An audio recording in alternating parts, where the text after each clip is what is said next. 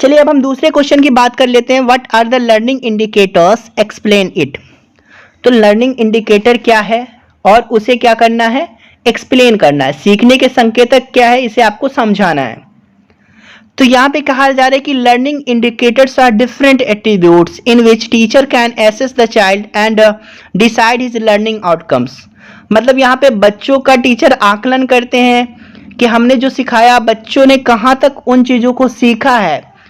तो बच्चों की एक्टिविटी के बेसिस पे, बच्चों के क्रियाकलाप की बेसिस पे हम ये पता करने की कोशिश करते हैं कि बच्चों ने क्या सीखा। हमने जो पढ़ाया, हमने जो गोल रखा था, अपना सेट किया था, अपना एम सेट किया था, उसमें बच्चे कहाँ तक कामयाब हुए हैं। तो उसका साइन बच्चों के अंदर दिख रहा है कि नहीं दिख रहा है, संकेत दिख रहा है कि नहीं दिख रहा है, बच्चों के अंदर बिहेवियर चेंज हो रहा है कि नहीं हो रहा है, व्यवहार में परिवर्तन आ रहा है कि नहीं आ रहा है, उसको जो चेक करते हैं उसी को हम लर्निंग इंडिकेटर्स कहते हैं। चलिए हम दूसरे पॉइंट की बात कर लेते हैं। Learning indicators are expected to provide evidence of learning and other changes taking place in child's behaviour. मतलब फिर वही बात आ गई कि वो क्या करते, एक्सपेक्ट करते हैं हम कि बच्चों के व्यवहार में कितना परिवर्तन आया, क्या परिवर्तन आया, उसका क्या एविडेंस हमारे पास है, उसी को पता लगाते हैं। तो उसे हम क्या कहते हैं, लर्निंग इंडिकेटर कहते हैं। देखिए तीसरा पॉइंट ये कहा जा रहा है कि learning indicators can be use as check points to assess child's learning at different point of time. मतलब ये कि लर्निंग इंडिकेटर का उपयोग, लर्निंग के जो संकेतक हैं उसका उपयोग विभिन्न समय बिंदुओं पर बच्चों के सीखने का आकलन करने के लिए एक तरीके से चेक पॉइंट के रूप में हम उसका इस्तेमाल कर सकते हैं।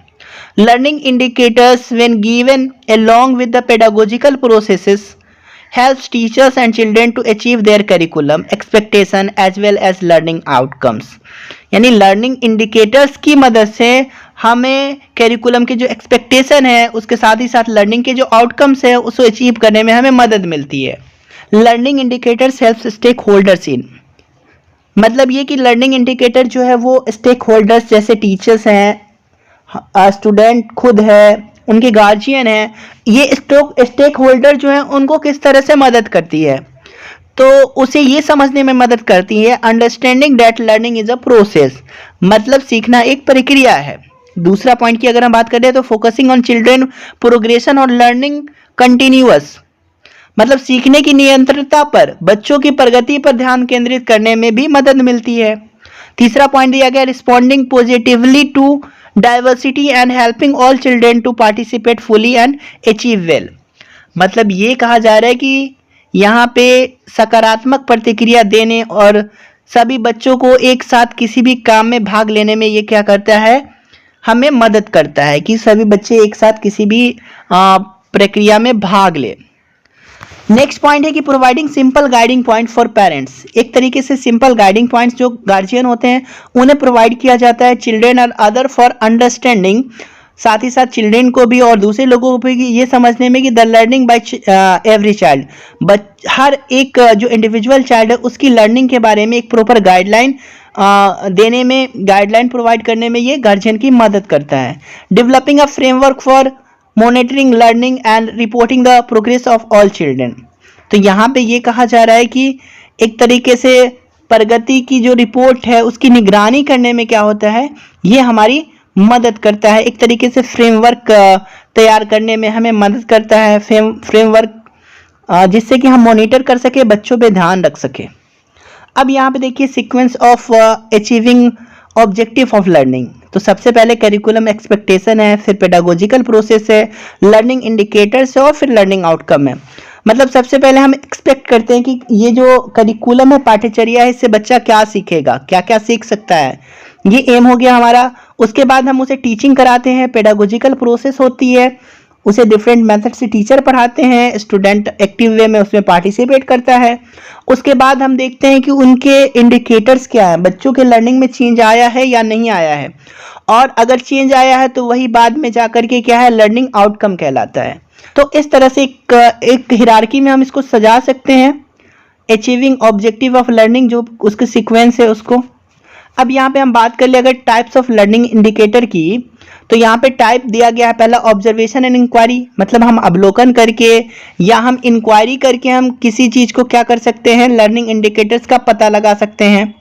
फिर दूसरा दिया गया क्लासिफिकेशन एंड एक्सपेरिमेंटेशन, मतलब वर्गीकरण और प्रयोग के जरिए भी हम बच्चों के जो भी बिहेवियर में चेंज आया उसको पता कर सकते हैं।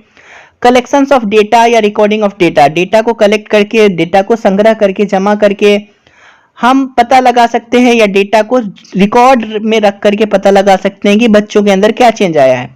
कम्युनिकेशन स्किल, जो भी बच्चों के अंदर कम्युनिकेशन स्किल है, बात करने का उनका तरीका, उससे भी हम उसके अंदर होने वाले चेंजेस का पता लगा सकते हैं।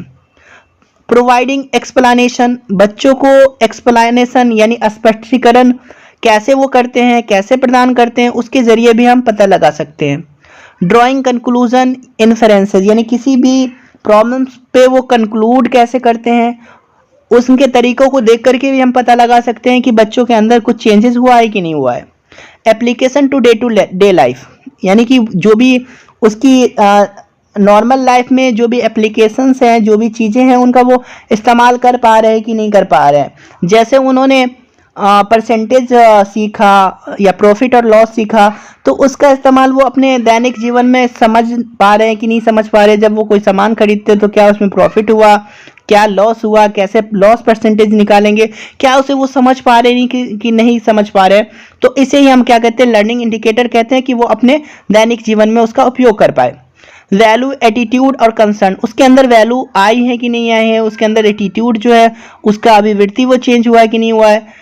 और जब वो किसी चीज़ को डिस्कस करते हैं आपस में, तो भी डिस्कशन के थ्रू भी हम पता कर सकते हैं। जब टीचर स्टूडेंट से डिस्कस करते हैं तो क्या बच्चों के अंदर कोई बदलाव आया है, तो उस इंडिकेटर्स को वो पहचान सकते हैं। और कॉपरेशन यानी कि सहयोग की बात की जा रही है। अब यहाँ पे नेक्स्ट पॉइंट दिया गया है कि असेसमेंट ऑफ लर्निंग इंडिकेटर, यानी कि यहाँ पे लर्निंग इंडिकेटर का जो आकलन है उसको हम कैसे करेंगे। तो all the student in the same classroom में not learn in the same manners and so same learning evidence, मतलब ये कहा जा रहा है कि हर बच्चा एक तरीके से सीखे, ये जरूरी नहीं है।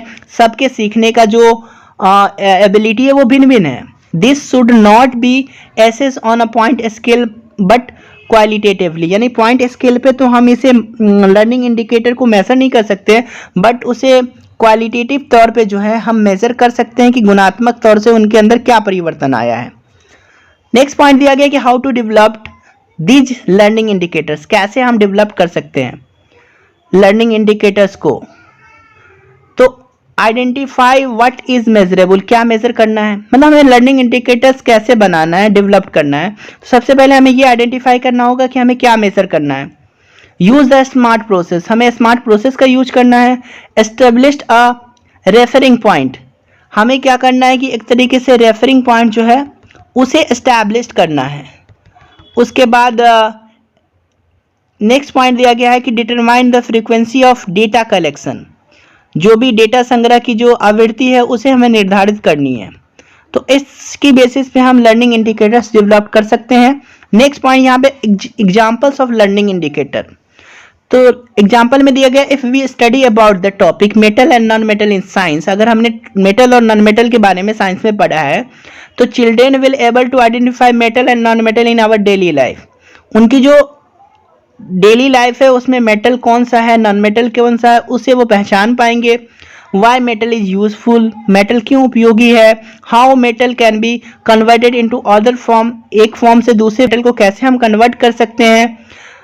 Date metals all about the topic of metal and non metal, मतलब जितनी भी सारी चीज़ें हैं मेटल एंड नॉन मेटल के बारे में उसे वो आसानी से जान सकते हैं और अपने डे टू डे लाइफ में यूज भी कर सकते हैं। Student can also recognise metal and non metal, metal और नॉन मेटल को पहचान पाएंगे, आसानी से रिकॉग्नाइज कर पाएंगे। तो इसे ही हम क्या कहते हैं, लर्निंग इंडिकेटर। अगर वो रिकॉग्नाइज नहीं कर पा रहे तो इसका मतलब उन्होंने कुछ नहीं सीखा, कुछ भी इंडिकेट उनके बिहेवियर से नहीं हो रहा है।